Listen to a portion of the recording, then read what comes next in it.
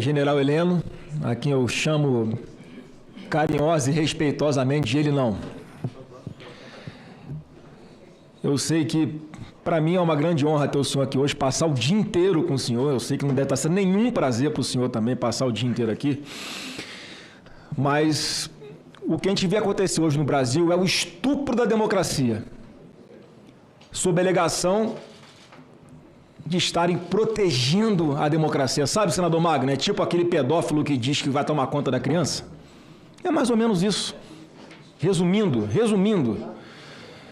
E as prisões das milhares de pessoas nos dias 8 e 9 de janeiro foram feitas nos moldes nazistas. Eu já tive a honra e o privilégio de visitar o Museu do Holocausto em Jerusalém, em Israel.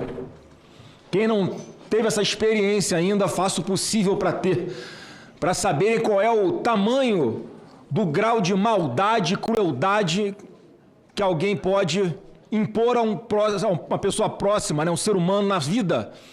Porque a gente via lá, General Heleno, pessoas com medo, querendo fugir do nazismo e sendo direcionadas para dentro de estações de trem, de uma forma pacífica, com a falsa promessa: olha, vem com a gente, vamos andar aqui em Filidiana, o senhor, a senhora, seus filhos pequenos, a senhora grávida, vamos caminhando que vocês vão entrar num trem e vão fugir do regime nazista. Enquanto estavam dentro das estações de trem, eram ligados às câmaras de gás, e as pessoas morriam aos milhares. Muito parecido com o que aconteceu aqui nas prisões dos dias 8 e 9 de janeiro. Vamos aqui, entra no ônibus, vamos te botar na rodoviária para você voltar para sua casa. E o destino foi o presídio. E uma coisa curiosa e muito desagradável que aconteceu foram, por exemplo, as tomadas de depoimentos.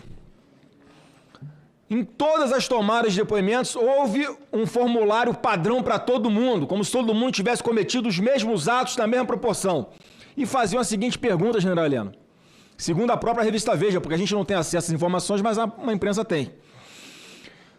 Era a pergunta que era feita a todos: você acredita nas afirmações do ex-presidente Jair Bolsonaro sobre a ocorrência de fraude nas urnas e nas eleições? Isso colaborou para sua ida a Brasília e a marcha até a Praça dos Três Poderes? O senhor que é advogado, sabe do que eu estou falando? A legislação brasileira não permite que você escolha um alvo e depois comece a produzir provas de forma artificial, ardilosa, para incriminar essas pessoas. Mas é aquela tese do domínio final de fato. Vamos incriminar Bolsonaro como se ele tivesse algum comando sobre as manifestações. E se a pergunta, senador Magno Malta, fosse essa, para essas pessoas que foram presas: se houvesse um comprovante impresso ao lado da urna eletrônica para dar mais transparência e segurança ao sistema eleitoral, você teria ido à Praça dos Três Poderes? Porque nessa lógica, a gente podia agora estar acusando o presidente do TSE como responsável pelo 8 de janeiro. Porque foi tudo que nós sempre defendemos: mais transparência e mais segurança, para que não houvesse dúvida nenhuma sobre o processo eleitoral.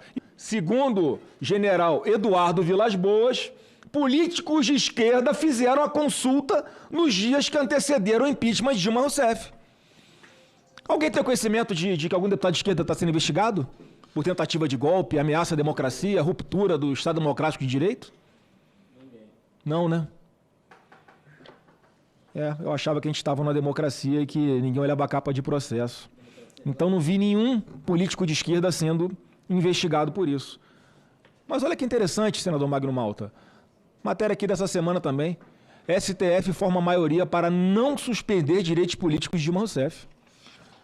Pelo que eu me lembro, na Constituição Federal, e ela foi torturada para que se chegasse até essa conclusão, o artigo 52 diz que em processo de impeachment, o presidente da República, quando condenado por 2/3 do Senado, sofre como punição, abre aspas, artigo 52 da Constituição Federal.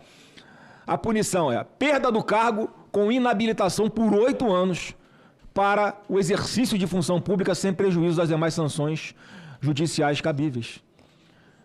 Está escrito na Constituição, senador Magno Malta, que a punição para quem sofre impeachment é ficar inelegível por 8 anos. E Dilma está aqui, elegível. Só que a melhor resposta que a sociedade dá, qual é? Nas urnas. Tomou um sacode, não se elegeu senadora por Minas Gerais. Não adiantou nada que a população tem a palavra final.